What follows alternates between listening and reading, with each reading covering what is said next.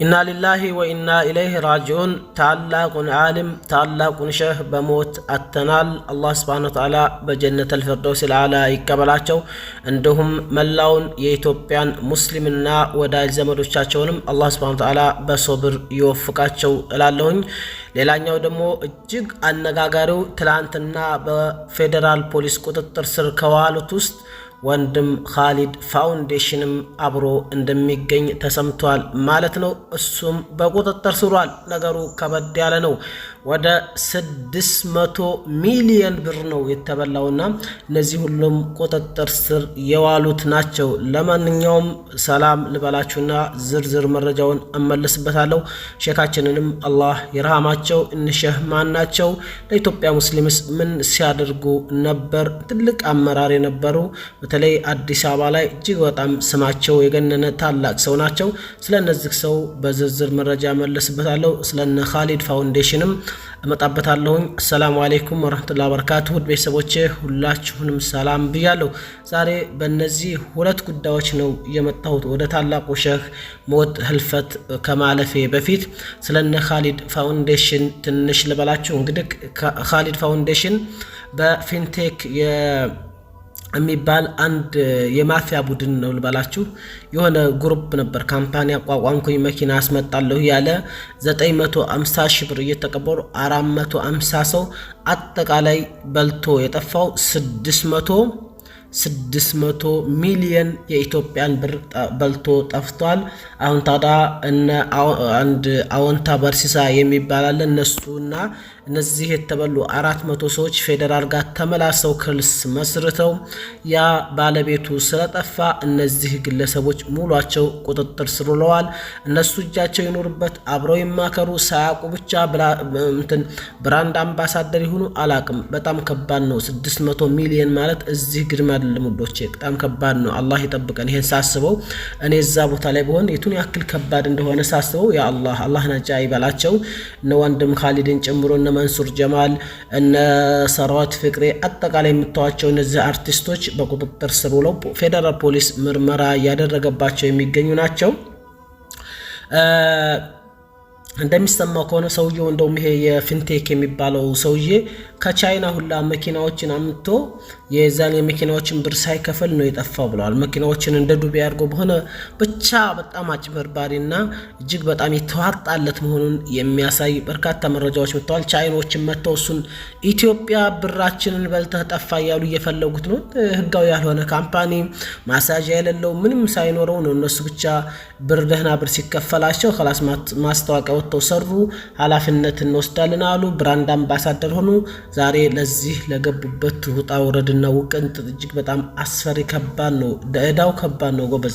600 ሚሊዮን ማለት እንደው 20 ሚሊዮን ኮፕታ ከፍላቸው በጣም በርካታ ብር ነው። 100 ሚሊዮን ምናልባትም 50 ሚሊዮን ከዛ በላይ ነውና ይሄ ብር ቀላል ብር እንዳይመስላችሁ። ስንት ካምፓኒ ማቋቋም ይችላልና ይሄን ብር ዘርፎ ነው የጠፋው። ከኛ ከኢትዮጵያኖች ብቻ ሳይሆን ከቻይናም ዘርፎ ነው የጠፋው። ለማንኛውም ይሄን ያህል ካልኳችሁ ወደ ዓሊሙ ወደ ታላቁ ሼህ ሞት እንዴት እንደሞቱና ሼህ ማን ናቸው የሚለውን በዝርዝር እመለስበታለሁኝ። በድጋሚ አብራችሁን ቆዩ። ቤተሰቦች ዘገባውን ያደረሰን ሃሩን ሚዲያ ነው። እንግዲህ ሃሩን ሚዲያ በርካቶቻችሁ ታውቁታላችሁ። በተለይ ለሙስሊሙ ኡማ ልሳን ሆኖ ሲያገለግል ቆይቷል። እንዲሁም ሌላ ፍትህ ላላገኙ በጣም ልሳን አድላዊ ከምላቸው አሉ ከሚባሉ ጊዜ ዘመን ያልቀየራቸው የሶሻል ሚዲያ ልሳኖች አንዱ ሃሩን ሚዲያ ነው ማለት ነው። የቀድሞው የአዲስ አበባ መጅሊስ ዋና ጸሐፊ ሼክ አቡበክር ካሚል መሐመድ ወደ አኼራ ተሻገሩ ይላል ማለት ነው። ሃሩን ሚዲያ መጋቢት 17 ቀን 2018 ወይም ደግሞ 2018 ማለት ነው የአዲስ አበባ ከተማ እስልምና ጉዳዮች ከፍተኛ ምክር ቤትን በዋና ጸሐፊነት ያገለገሉት ሼህ አቡበክር ካሚል መሐመድ በተወለዱ በ55 ዓመታቸው ከዚህ ዓለም በሞት ተለይተዋል ይላል ማለት ነው። በነገራችን ላይ አሁን የእሳቸውን ቦታ ያዙት ሼህ ሐሚድ ሙሳ ናቸው። ታላቁ ዓሊም የፈተዋው ባለቤት ሼህ ሐሚድ ሙሳ ናቸው። ሐፊዘውላህ አላህ ይጠብቃቸውና ማለት ነው። ሼህ አቡበክር ከአባታቸው ሼህ ካሚል መሐመድ እና ከእናታቸው ወይዘሮ ሉላ ዩሱፍ መሐመድ በ1963 በአዲስ አበባ ከተማ ኳስ ሜዳ አካባቢ የተወለዱ ሲሆን ከመስከረም 2005 እስከ ጥር 2018 ወይ 2008 ድረስ የአዲስ አበባ መጅሊስን በዋና ጸሐፊነት አገልግለዋል።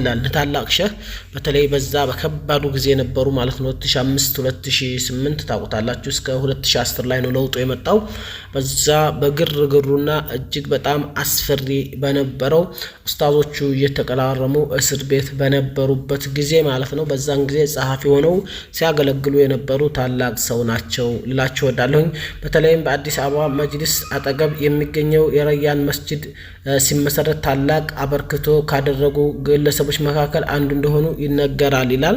ለረጅም ጊዜ በሕክምና ሲረዱ ቆይተው በትናንትናው ዕለት ያረፉት ሼክ አቡበክር ካሚል የቀብር ስነ ስርዓት በዛሬው ዕለት በአዳማ ከተማ ሙስሊም መካነ መቃብር እንደሚፈጸም ታውቋል።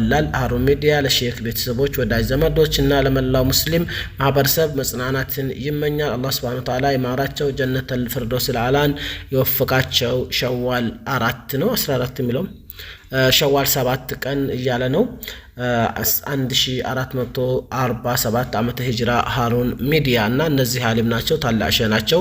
አዲስ አበባን በተለይ የኢትዮጵያን እስልምና መጅሊስ ወይም የማነው ፌደራል መጅሊስን በዋና ጸሐፊነት ሲያገለግሉ የነበሩ አንድ ታላቅ ዓሊም ታላቅ ሰው ናቸው። በዚህ አጋጣሚ አንድ ተራ ሰው ሞትና ዓሊሞች የአዋቂዎች ሞት አንድ አይደለም። እነሱ ቢያንስ አንድ ሰው እንኳን ከነሱ ቁርአን ቀርቶ ወይም ሐዲስን ሰምቶ ሊማር ይችላል። ለምሳሌ ልንገራችሁ፣ እኔ ትላንትና ዳዋ ሲደረግ በእኔ ላይ እንደው ልስንገራችሁ። ትላንትና አንድ መስጂድ መግሪብን ሰገድና እኛ አካባቢ ያለ መስጂድ ሳይሆን ትንሽ ሌላ መስጂድ ነው፣ ጎረቤት መስጂድ ነው፣ ግን ያው እኛ የምንሰግደው ሌላ መስጂድ ነው። አንደኛው ብድግ አለና ዳዋ አደረገ። ዳዋውም ጠዋት ፈጅርን ተንስታችሁ ጀማ ስገዱ አለ። ጀማ ተሰገዳችሁ። አላህ Subhanahu Wa Ta'ala መን ሶላ ሶላት አልፈጅር ፊ ጀማዓትን ፊ ዚመቲላህ ሐታ ይምሳ የሚለውን ወይም ደግሞ እስከሚመሽ ድረስ ውሎውን ሙሉ በአላህ ጥበቃ ስር ይሆናል የሚለውን ሐዲስ ተናገረ። ሰውየው አገላለጹ በጣም ደስ ይላል። አላህ ተጠበቀህ ማንም የሚያሸንፍህ የለም። ሌላኛው ደግሞ አሁንም ኢሻን ጀማዓ ሰግዶና ፈጅርን ጀማዓ ከሰገደ ያ ሰው ምን ያክል ነው አጅሩ አሉ? የሌሊቱን ሙሉ እንደቆመ አንዲትም ሰዓት እንዲሁ አትባክንም። በየሰዓቱ አንተ ራእይት እየተደረገልህ እየተፈረመልህ እየሰገድክ ነው ይባላል። አንተ እኮ የሰገድከው ኢሻን ግፋቢል ጀማዓ ወይ 10 ደቂቃ ወይ 15 ደቂቃ ቆመሃል። ፈጅርን ደግሞ እንደዚሁ ነውና እንደገና ደግሞ ጧት መስገድ ፈጅርን መስገድ ሐታ ሸይጣን አይተናኮልህም፣ እርዝቅህን ያሰፋልሃል እና በርካታ ትርፋቶች አሉት ፈጅር። ከፈጅር ፊት ያለችው ቀብልየዋ እንኳን 2 ረካ መስገድ ኸይሩ ሚን ዱንያ ወማ ዐለይሃ ብለዋል ነብዩ ሰለላሁ ዐለይሂ ወሰለም። በዱንያና በላዋ ላይ ካሉ ነገሮች ሁሉ የተሻለ ነው። ቀድሯ ፈማኗ እቺ ቀብልየዋ 2 ረካዋ ወከይፈ ቢፈضል እንዴት ደግሞ በማነው ስሙ በፈርዱ ሲሆን ደግሞ የቱን ያክል አጅር እንዳለው ለናንተ ለኔ ያደባባይ ምስጢር ነውና ይሄንን ሲናገር ጧት ሌሊት እንቅልፌን ሳልነሳ እየባነንኩ ነው ያደርኩት። ማብራቱ ገግሎ ሳይ በቃ የረፈደ መስለኝና እንደዚህ አሉ ዓሊሞች ትንሽ እንኳን ሲናገሩ ብዙ ነገር ሊለውጡ ይችላሉ። አላህ አንዳንድ ጊዜ የሚናገሩትን ፍሬ ሰው ጆሮ ላይ እንድትወርድ ያደርግና ወደ ተግባር እንድትቀየር ያደርጋታላችኋለሁ። ሸሃችንን አላህ ይርሐማቸው፣ ወዳጅ ዘመዶቻቸውን ቤተሰቦቻቸውን አላህ ይሰብራቸው። እንዲሁም መላ ኢትዮጵያ ሙስሊሞችን ሀገር ወዳዶችን ሁሉ አላህ የተሻለውን ነገር ይወፍቃቸው። መጽናናትን እንመኛለን። ሰላም አለይኩም ወራህመቱላሂ ወበረካቱሁ። አዲስ ቻናል አለኝ